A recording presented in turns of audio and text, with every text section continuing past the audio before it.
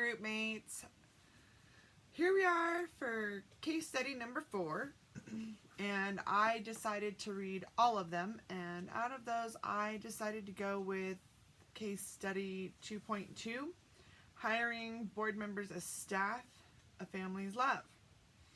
I chose this one because I happen to raise 2 disabled children, one of which has autism. As a high-functioning autistic, he will be able to relatively live in a similar situation as Luke, only probably a little more independent. And these are concerns that I have as a parent and was able to really relate well to this particular case study. Question 1 asks me, what are the potential conflicts raised in this case and how can they be resolved? The potential conflicts are the fact being that it is a group of inexperienced people who are starting a new facility that's a nonprofit called Luke's Place. This is to allow for a more appropriate non-mental institutionalization setting for Down syndrome and disabled people who are able to live semi-independent. And there's a lot of legal red tape that comes along with this, and a lot of expenses for medical needs and other requirements, as well as your staff. And the staff have to have extensive backgrounds. So these are some of the complications, is the lack of inexperience and all of the expenses that really go into that, and those really only grow over time, especially as your residents age. So those are the biggest ones that I see. Some of the best ways to probably resolve those issues would be maybe take some night classes or get some educational classes. Network with local nonprofits that deal with similar stuff, or that would maybe be able to at least lead you in the right direction, help you get on track with the things that are kind of universal.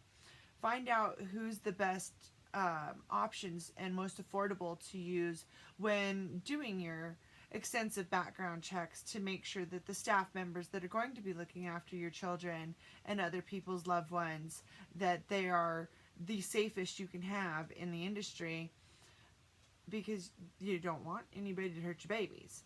And I think that those are some really great starting points, and that they can really build on things from there, because one network typically leads to another network and so on and so forth, until you really build a really excellent web of network in your field of interests, and you can only build from there to improve anything as things change.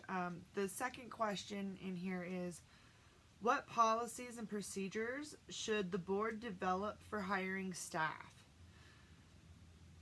That is kind of a difficult question. It depends on what positions they are going to be doing. If they're just coming in to clean, I don't see a reason why they need anything more than an extensive background to prove that they've never harmed other people, that they aren't, criminals of any kind.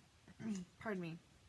When they're just doing basic housekeeper stuff that maybe is below the pay scale of, say, your nurses and higher up staff that need to be educated, and you need to know what kind of degree they hold and what their extent of patience and tolerance is with certain behaviors. You're going to want them to have a lot of experience with nursing people who are disabled mentally, and you're going to want to have somebody who has a lot of social work experience, so that they can deal with the emotional side of that as well, because that is a huge key in a lot of different mental health disabilities.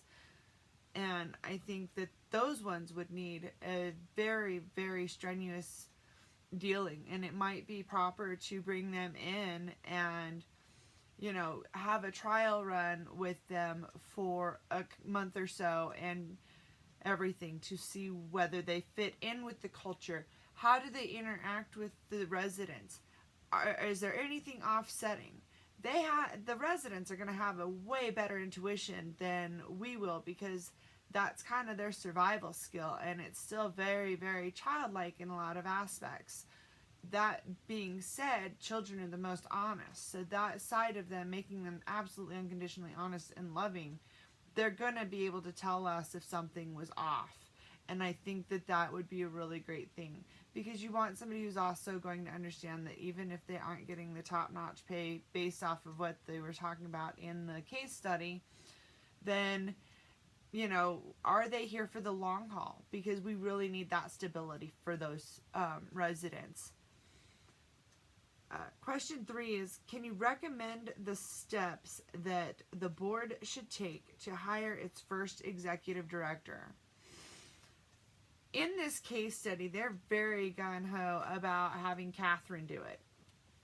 She's one of the founders because her and her husband founded the Luke's home, because they were concerned that their son with Down syndrome was not going to do well in these other facilities, and the ones that would have been excellent, unfortunately, they just had too long of a waiting list. So they went out on a limb and did their own research and opened their own nonprofit to fit their needs, and the needs of the other residents that would be there.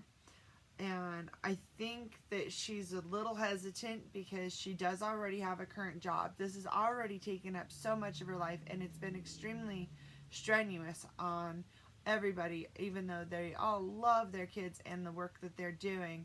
But I think that they might benefit somewhat better if she either was willing to get the missing educational pieces that she needs through night classes or whatever she would need to do to fit her schedule in order to be more comfortable in accepting such a position, because as the rest of the board members stated, nobody knows the place better than she does. Nobody loves those kids more than she does, and the residents and the staff adore her, and that makes it a lot easier in keeping a facility like that very tight-knit and happy and family oriented. However, if that was not the case, then they would all need to agree on the credentials that they would expect from somebody they want to fill the position, and they would need to go through strenuous work to make sure that they included extensive background checks. They would probably need to have at least a master's or doctorates of some sort with lots of years of experience in handling things such as a nonprofit institution or home of this nature, in order to keep the residents healthy and look after their mental health on top of everything, and still keep an eye on all of the needs of the staff members to make sure that they're doing their jobs and properly tending to the residents, and still giving the residents the freedom and new learned life skills that they seek. If you were Maurice Wilson, how would you get the board to seriously consider your point of view?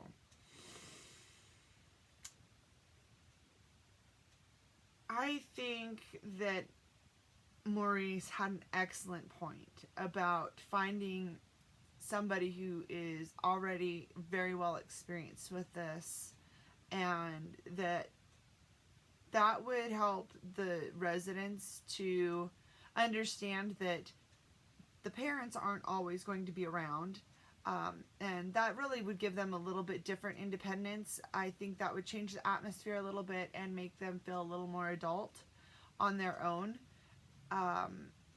And this would also give the parents a little bit of freedom to feel like their children had really kind of left the nest, and give that traditional barrier that most typical parents have when their children, you know, turn into adults and move away, go to college, and those things.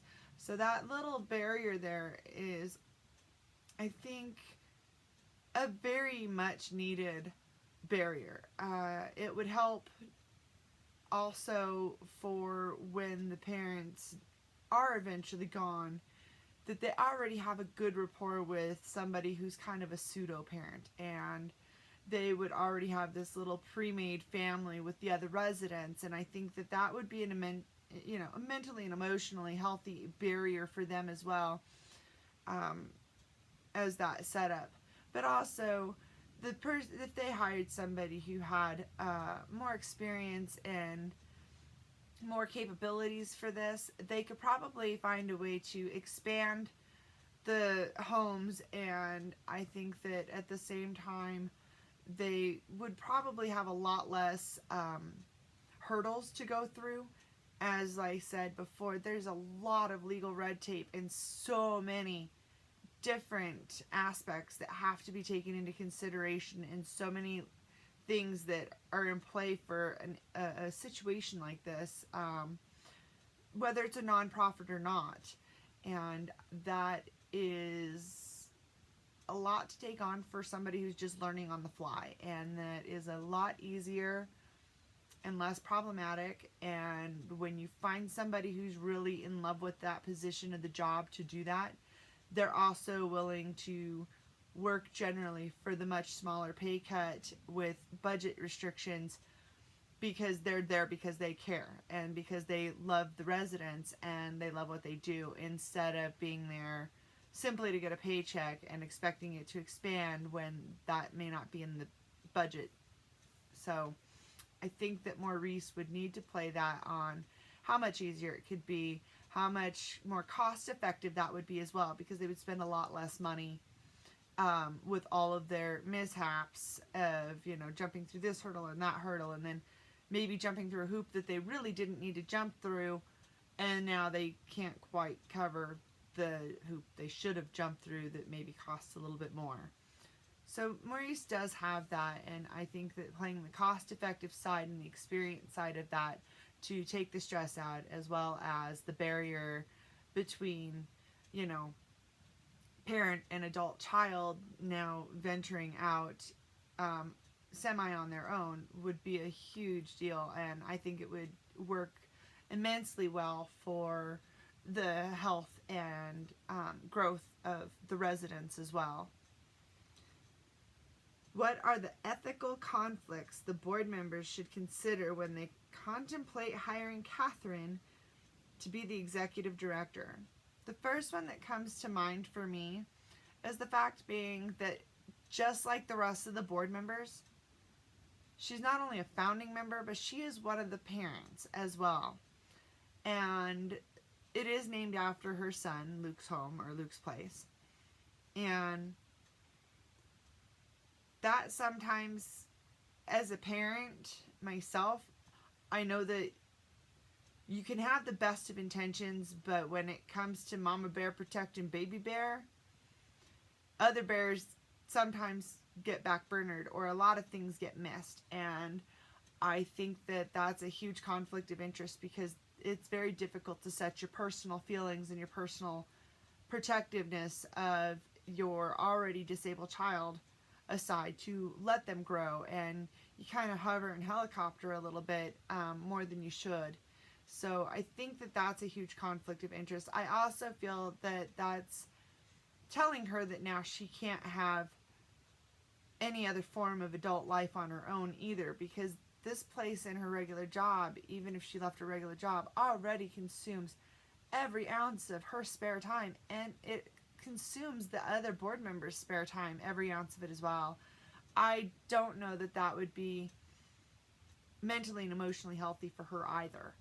I'm not saying that she doesn't love her son and these other children at all.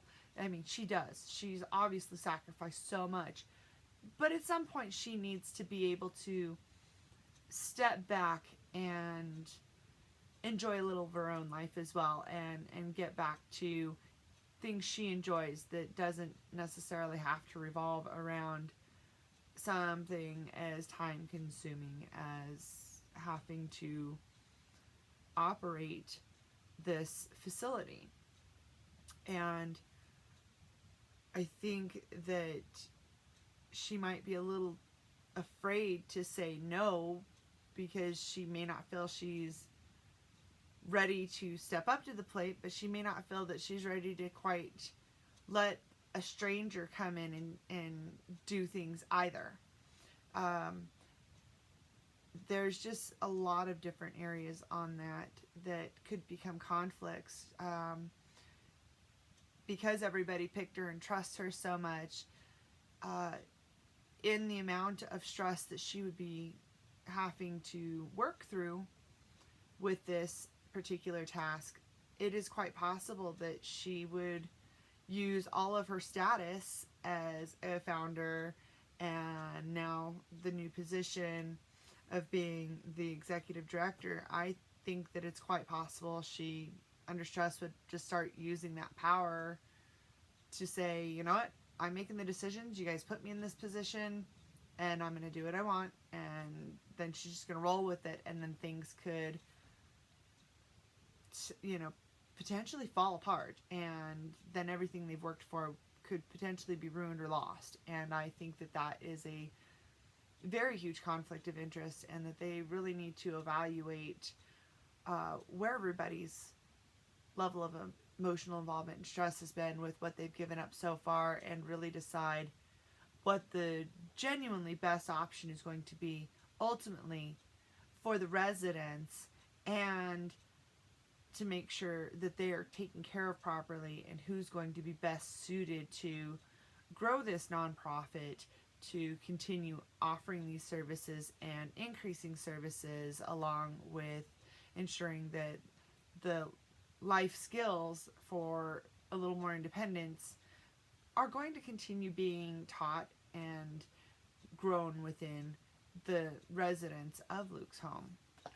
And that is the last of those questions. I look forward to watching everybody else's videos or reading your case studies. Have a great day.